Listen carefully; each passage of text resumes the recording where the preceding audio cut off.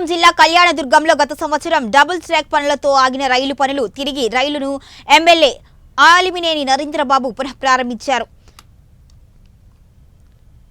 కదిరిదేవలపల్లి తిరుపతి రైలు నుంచి పచ్చజెండాను ఊపి MLA పునఃప్రారంభించారు. Railway అధికారులు అశ్విన్ వైష్ణవ్, కేంద్ర మంత్రి సోమన్న, ఎంపీ అంబికలను ఎమ్మెల్యే కృతజ్ఞతలు తెలిపారు.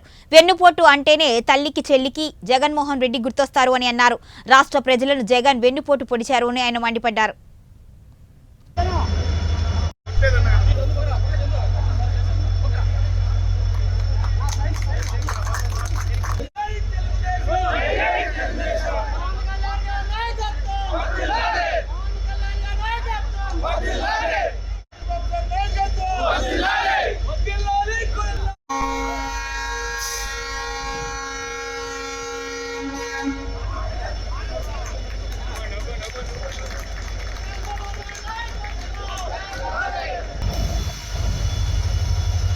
కదిరిదేవరపల్లి నుంచి కళ్యాణదుర్గం మీదుగా రాయదుర్గం నా బిగ్ టీవీ కనబడుతుంది, టీవీ నేను పెడతాను.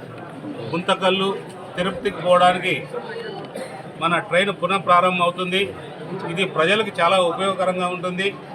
దీనికి కృషి చేసిన రైల్వే శాఖ మంత్రి గారికి, అలాగే రైల్వే శాఖ సోమన్న గారికి, అలాగే మన ఎంపీ గారైన అంబికా లక్ష్మణ్ గారికి, మరి అధికారులందరికీ కూడా మనం అందరూ కూడా ధన్యవాదాలు తెలపాలి.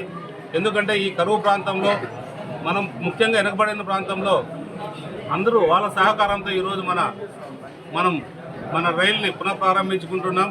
అలాగే ఇంకా రకరకాల ప్రాంతాలు కూడా ఈ ప్రాంతం నుంచి రైళ్లు పోవడానికి కృషి చేయాల్సిందిగా విజ్ఞప్తి చేస్తున్నాం. మా వంతు సహాయం కూడా మేము కూడా కృషి చేస్తామని తెలియజేస్తున్నాం.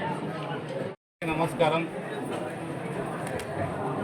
ఈరోజు మన గెలుపైన సంవత్సరం అయిన తర్వాత ఇదే రోజు మనం గెలవడం జరిగింది. ప్రజలందరూ కూడా అత్యధిక మెజార్టీతో ఎంతో నమ్మకంతో మమ్మల్ని అందరినీ గెలిపించారు. 164 మంది ఎమ్మెల్యేలని, 21 మంది ఎంపీలని ప్రజలు బ్రహ్మాండమైన తీర్పు ఇచ్చారు. ఆ తీర్పుకి అనుగుణంగా మన ముఖ్యమంత్రి చంద్రబాబు నాయుడు గారు, అలాగే పవన్ కళ్యాణ్ గారు, అలాగే నరేంద్ర మోడీ గారి ఆధ్వర్యంలో అన్ని కార్యక్రమాలు కూడా అద్భుతంగా జరుగుతున్నాయి. దేశమంతా కూడా ఈరోజు మన ఆంధ్ర రాష్ట్రం వైపు చూసే విధంగా మన ముఖ్యమంత్రి గారు కృషి చేస్తున్నారు అనేది అందరూ కూడా చెప్పుకుంటున్నారు. పక్క రాష్ట్రమైన కర్ణాటక కావచ్చు, తమిళనాడు కావచ్చు, అలాగే తెలంగాణ వాళ్ళు కూడా ఆంధ్ర అభివృద్ధిలో దూసుకుని వెళ్తుంది. అన్ని రకాలకు కూడా ఏదైతే కావాలో నిధులు సమకూర్చడంలో కానీ అన్నింటిలో కూడా చంద్రబాబు నాయుడు గారు, పవన్ కళ్యాణ్ గారు, మోడీ గారి సహకారంతో మన రాష్ట్రాన్ని ముందుకు తీసుకెళ్తున్నారు అనేది అది అందరికీ తెలిసిన సత్యమే. ఏదేమైనా కూడా ఈరోజు నిజంగా మనం అందరూ సిగ్గుపడాల్సిన రోజు. అసలు వెన్నుపోటు అంటే ఆ వెన్నుపోటుకు నిదర్శనమే జగన్ రెడ్డి. ఆ వెన్నుపోటు పొడిచిన దాంట్లో చెల్లికి పొడిచాడు, మరి తల్లికి పొడిచాడు, అలాగే కత్తిపోటుతో వాళ్ళ చిన్నాయనకు కూడా పొడిచి చంపేశాడు. ఇలాంటి నాయకుడు నిజంగా మన రాష్ట్రాన్ని 5 ఏళ్ళు పరిపాలించాలంటే మనం సిగ్గుచేటు తల వంచుకోవాల్సిన పరిస్థితి ఏదైనా ఉంది.